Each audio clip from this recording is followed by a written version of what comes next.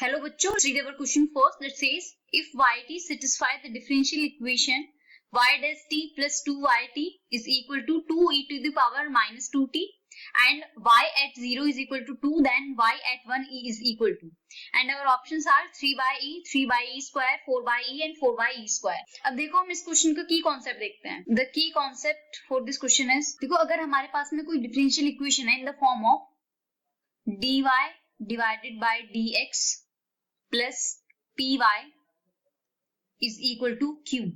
तो इसके सॉल्यूशंस हम कैसे फाइंड करते हैं? सबसे पहले हम इसका इंटीग्रेटिंग फैक्टर निकालते हैं and integrating factor is denoted by if, जो किसके इक्वल होता है e to the power integration of p dx. This is our integration factor and इसके सॉल्यूशंस क्या होते हैं? इसके सॉल्यूशंस होते हैं हमारे y multiplied by our integrating factor. This is equal to integration of q multiplied by our integrating factor into dx plus c. ये होता है हमारा इस इक्वेशन का सॉल्यूशन. सो अब देखो इसी सॉल्यूशन को यूज करते हुए हम अपने क्वेश्चन को सॉल्व करेंगे. अब देखो हमारे क्वेश्चन में क्या गिवन है? हमारे क्वेश्चन में इक्वेशन गिवन है y dash t plus 2y of t is equal to 2e to the power minus 2t. Okay, अब देखो हम y dash t को हम क्या लिख सकते हैं? dy divided by dt plus 2y at t को लिख सकते हैं हम 2y. This can be equal to 2 e to the power minus of 2t. अब देखो ये हम किसकी फॉर्म में लिख सकते हैं? इसे इसको मैं कंपेयर कर सकती हूँ by dy divided by dx plus py is equal to q की फॉर्म में मैं इसे लिख सकती हूँ. इसको अगर मैं इससे कंपेयर करूं तो देखो dt तो हमारे dx से कंपेयर हो जाएगा, p की वैल्यू 2 आ जाएगी एंड q की value 2 e to the power minus 2t आ जाएगी. तो अब देखो मैं यहाँ से क्या निकालती हूँ, यहाँ से ऑन कंपेयरिंग तो हमारी देखो p की तो वैल्यू आ गई हमारी 2 एंड हमारी q की वैल्यू आ गई 2 e to the power minus of 2t.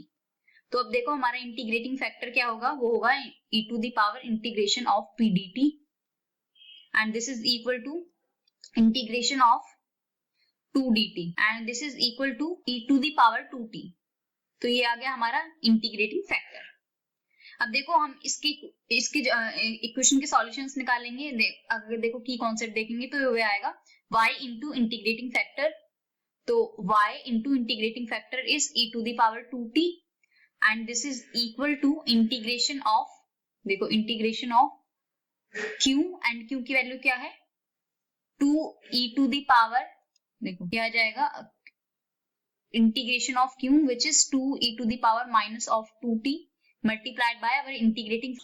अब देखो इसका integration with respect to dt. अब देखो यहाँ पे हम प्लस c नहीं लिखेंगे बिकॉज इंटीग्रेशन के बाद में कांस्टेंट c अपने आप आ जाएगा.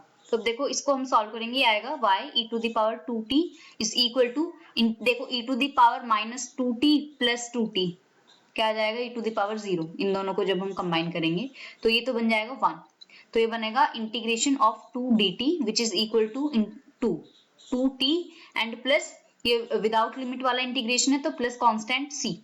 तो अब देखो हम हमारे क्वेश्चन में क्या गिवन है? हमारे क्वेश्चन में गिवन है देखो यहाँ पे y at t is equal to 0 is 2. तो अब हम ये वाली कंडीशन यहाँ पर अप्लाई करेंगे. at t is equal to 0 हमारी y की वैल्यू कितनी है? 2. तो हम यहाँ पर लिखेंगे y into e to the power 0 is equal to 2 into 0 plus c and y की वैल्यू कितनी है? 2. तो c की वैल्यू कितनी आ गई? y which is equal to 2. तो c की वैल्यू आ गई हमारी 2.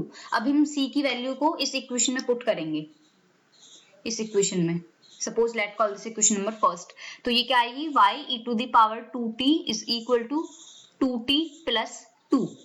अब देखो हम इसको आगे सॉल्व करते हैं. क्या आएगा ये हमारा? y e to the power 2t is equal to कितना है ये? 2t plus 2. तो ये है 2t प्लस 2 है. अभी देखो यहाँ से हमारी y की वैल्यू कितनी आएगी? y की वैल्यू आएगी 2t plus 2 divided by e to the power 2t which is equal to, हम e to the power 2t को अलग अलग डिवाइड करेंगे तो ये बनेगा 2t into e to the power minus of 2t plus 2 into e to the power minus of 2t. अब हमें क्वेश्चन में क्या फाइंड करना है? y at t is equal to 0 find करना है.